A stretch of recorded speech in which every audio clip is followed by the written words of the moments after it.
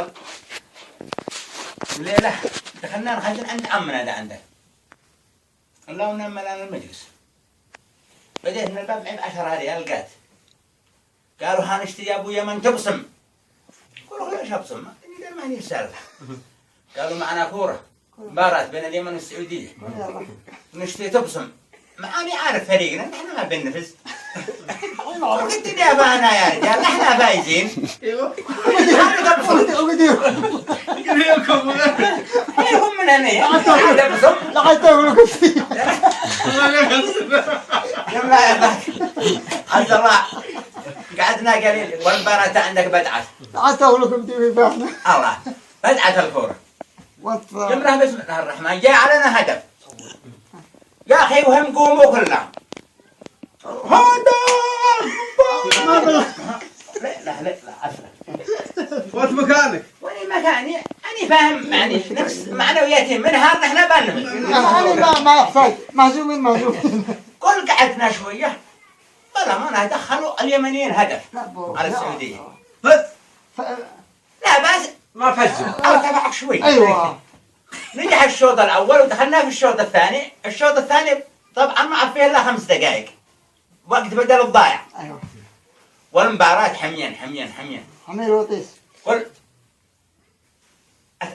أتعلم شوية جاي لي حافز قال لي يا قريزي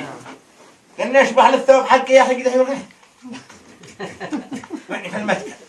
وقبلتين فوز يعني شفت انها معنويات زادت هذا عندك دخلوا هدف المنتخب اليمني عندك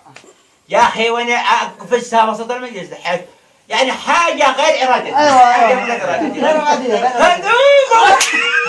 كلهم كنا قالوا بصم وانا وهم كلهم انت تشوفوا فيها قالوا امانه كلهم يعني امانه توجيه ما ادروا كيف اقول استقل قلت امانه هدف والله انها اذني واحد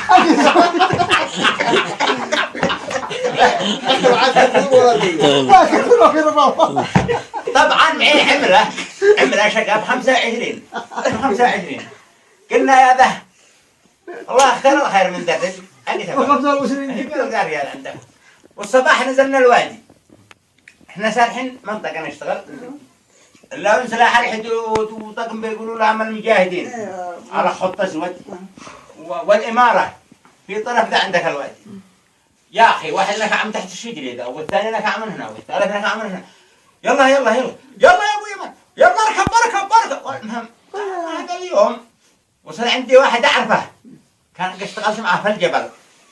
احنا في الدائر منطقه اسمها الدائر واحنا في الجبل عندك اشتغلت مع اسمه حسن شريم قلنا عم حسن كيف حالك يا ذا عاد له شويه اخلاق ذا خرجوك ماشي يا اخي جاي وقربوا الطقم ده عندك ده مراين شبكه على الصندوق اركب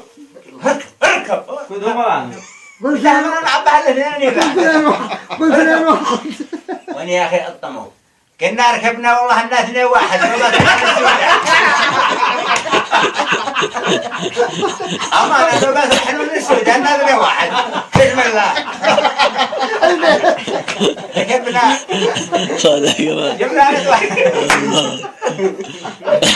اركب يا اخي توصل حرض يا اخي لو نم آلاف مؤلفة